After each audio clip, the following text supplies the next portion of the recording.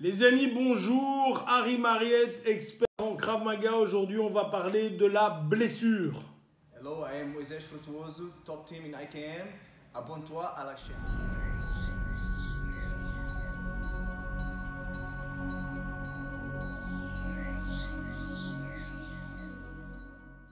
Voilà, dans une carrière sportive, dans votre activité sportive, que vous fassiez du Krav Maga ou autre chose, hein, ça ne change pas grand-chose, vous allez être confronté à un moment dans votre vie, dans votre carrière de sportif, à la blessure. Alors je souhaite évidemment, ou j'espère que vous ne le soyez pas, mais c'est illusoire, vous le serez. Alors la blessure, il y a évidemment deux types de blessures. Il y a l'impact, le choc, c'est-à-dire que j'ai reçu un choc dans le visage, j'ai reçu un choc quelque part, j'ai mal, machin, et alors il y a une blessure qui est plus, il y en a 1000 blessures bien sûr, mais qui est plus systémique, c'est-à-dire là j'ai été touché, j'ai été blessé dans une articulation, j'ai un os brisé ou des choses comme ceci. Et donc là effectivement, vous allez être handicapé ou amoindri, excusez-moi, durant plus longtemps. Première chose, comment une blessure survient-elle?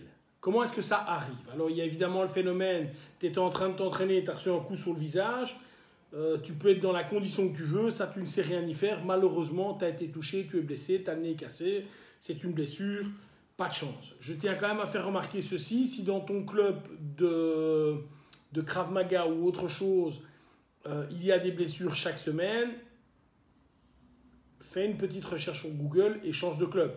Parce que quand tu donnes cours et que tu es enseignant, le travail numéro 1 que nous avons en tant qu'enseignants, c'est de veiller à ce que nos étudiants ne soient pas blessés. C'est vraiment le travail number one. Bon, la partie est faite. Alors moi, j'ai été blessé pas mal de fois dans ma vie et systématiquement, quand c'est moi qui ai provoqué la blessure, ben, c'était un peu le même truc. Et je vous en parle parce que je suis blessé actuellement. C'est-à-dire que je suis en forme, tout va bien, je suis même très en forme, là je revenais d'Israël, la semaine d'après, body, frappe au sac, machin, muscu, cardio, j'y vais, tous les jours je m'entraîne. Et qu'est-ce que j'ai fait? J'ai été au niveau des shrugs, hein, donc c'est ici au niveau des trapèzes, j'ai soulevé des charges lourdes comme ceci, des deux côtés, je ne montre pas à droite parce que vous l'avez compris, c'est ici que je suis blessé. Et donc résultat des courses, je ne savais plus du tout bouger le bras. Ça, c'était impossible. Ça, c'était impossible. Donc, je vais chez le médecin. Alors là, également, il y a des bons médecins et puis il y a d'autres médecins. Donc, c'est un spécialiste. Le gars détecte rapidement ce que j'ai. J'ai été faire une écho et une radio, bien sûr, pour être sûr que rien n'était cassé. Mais quand je lui demande, tiens, docteur, qu'est-ce qui a provoqué? Sa réponse, et vous avez des docteurs qui sont spécialistes, c'est le sport. Voilà. Pas de chance, j'ai envie de lui dire c'est la vie, parce que si tu ne vis pas, évidemment, tu n'es pas blessé. Bon, c'est le sport. C'est le sport qui m'a occasionné une déchirure d'un tendon. J'ai une petite déchirure d'un tendon et évidemment une inflammation de celui-ci, hein, donc ça se transmet, tendinite, machin. Donc bref, c'est du repos. Alors comme c'est ici, tous les mouvements, dès que je vais travailler comme ceci, j'active le tendon. Dès que je travaille comme ça, j'active le tendon. Donc bref, il y a une série de choses que je ne peux plus faire pendant un moment. Donc on est parti pour quelques mois évidemment. Je vais m'entraîner, mais je vais m'entraîner calmement. Donc la première chose, c'est que tu es en forme, tout va bien. Et tu essayes de manière répétitive d'aller à fond. Ça, c'est toujours mauvais les amis. C'est toujours mauvais. Toujours mauvais. Moi, je me suis, en termes de blessure, j'ai une cicatrice ici. Je me suis déchiré le tendon distal. Ici, la raison était la suivante, j'étais à fond dans les kettlebells et je m'entraînais tous les jours. Et il a suffi d'un coup de pied sur mon bras et mon bras a lâché. Le médecin m'a dit normalement c'est le biceps qui lâche. Bon, j'avais des biceps, ok, mais le tendon doit se reposer plus longtemps que les muscles et c'est le tendon qui a lâché. Idem ici, mon tendon doit se reposer plus longtemps que mes muscles et enchaîner les séances de musculation, de frappe, etc. Ton tendon n'a pas le temps de se reposer et c'est pour ça qu'il lâche. Donc, allez, ça fait plusieurs fois que je tombe dans le même trou, donc j'essaie que vous ne tombiez pas. Donc, première chose, Si tu es en super forme, garde-toi une fois je vais au top, une fois je pousse, et puis je travaille à 90 voire à 80% de mon maxi. Pas essayer systématiquement d'aller au top parce que tu vas vers la blessure. Tu y vas. Pendant la blessure, évidemment, ben on souffre. Je ne vous cache pas que les 4 premiers jours, même avec des anti-inflammatoires, je n'avais pas d'antidouleur, mais même avec des anti-inflammatoires, je ne dormais pas, tellement je souffrais. Donc, pendant la blessure, évidemment, tu n'as pas envie de faire de sport parce que tu as trop mal. Tu as trop mal. Mais après cette blessure, alors tu as le choix. Et je l'ai vécu pour ici, j'ai eu le genou cassé, j'ai eu quand même quelques histoires dans ma vie. Et j'ai toujours fait très attention. Donc curieusement, moi je suis quelqu'un d'appliqué et pas trop de foufou comme ça. Enfin, j'ai un peu l'air foufou, mais je ne le suis pas totalement. Si tu te blesses, veille à écouter ce qu'on te dit. Il y a une période.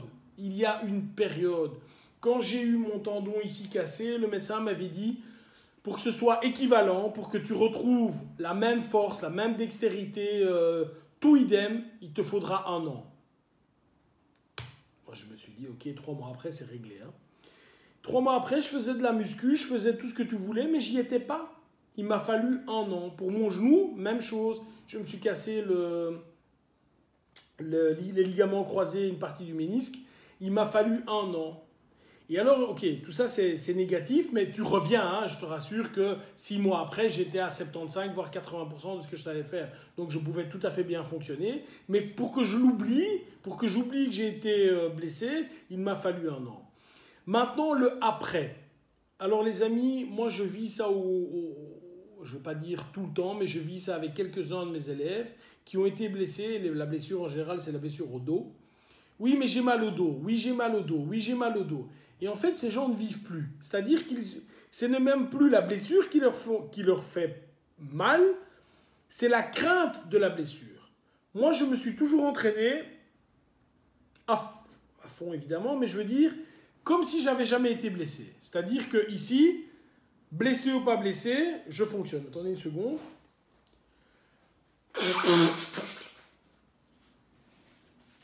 Voilà, c'est du live. Blessé ou pas blessé, je travaille. Je prends mon temps de repos, je fais attention à me remettre, mais quand je suis dedans, je refonctionne. Je ne vais pas être dans la crainte de me reblesser, sinon tu ne vis plus. Et je rappelle, je redis, j'ai des gens chez moi qui sont comme ça. Ah oui, mais c'est l'exercice, j'ai mal au dos. Ah là, j'ai mal. Et alors, je les entends, avec fais attention parce qu'il y a ceci, fais attention parce qu'il y a cela. Et les gens en face n'ont plus envie de s'entraîner avec eux, évidemment. Ils n'ont plus envie. Et donc, ne vivez pas non plus dans la psychose et dans le fait de dire j'ai été blessé, donc je peux être blessé. Oui, bien sûr. Moi, je m'entraîne depuis 35 ans. J'ai le genou cassé, j'ai le tendon distal et maintenant, j'ai mon tendon déchiré. Et 3 trucs. Bon, j'ai reçu des coups, etc. Mais c'est 3 trucs qui vraiment sont handicapants. C'est pas si grave, les amis. C'est pas si grave. Donc ça arrive. En même temps, je peux t'assurer, sur les 35 ans, j'ai glissé, je suis tombé beaucoup plus que 3 fois. Alors j'arrête de marcher, j'arrête de bouger. Donc s'il vous plaît, retiens ceci. Si tu es en forme, ne va pas à l'excès tout le temps parce que c'est ça qui va provoquer ta blessure. N'y va pas. Donc si tu es en forme, cool down, de temps en temps je pousse. Pendant la rééducation, réhabilitation, je vais dire, écoute ce que l'on te dit. Il y a des gens qui ont étudié ça, il y a des gens qui sont occupés de toi, il y a des médecins, il y a des médicaments, prends-les, ne fais pas le malin. Prends ce moment pour réfléchir aussi à t'entraîner différemment et prends-le vraiment pour, ok, je vais me reconstruire. Après la blessure, il y a un temps où tu vas devoir fonctionner calmement, bien sûr. Mais une fois que c'est guéri, c'est guéri. Comme le disait un médecin, si tu te casses un os, l'endroit où tu t'es cassé l'os est plus dur que l'endroit à côté puisqu'il s'est ressoudé. Donc, ne vis pas dans la psychose et la peur de la blessure. C'est quelque chose qui est arrivé. Tu es tombé, tu t'es cassé le poignet, tu t'es cassé le bras, tu t'es déchiré un tendon. Ok. Moi, la chance que j'ai eue, j'essaie toujours d'avoir un truc positif. J'avais des épicondylites à répétition au bras droit. Et évidemment, avec ceci, j'ai eu 6 semaines le bras complètement immobilisé. ça m'a permis de faire plein de choses. Un, avec ma main gauche. Et deux, ça m'a permis de ne plus jamais avoir d'épicondylite. Donc, c'est un mal pour un bien.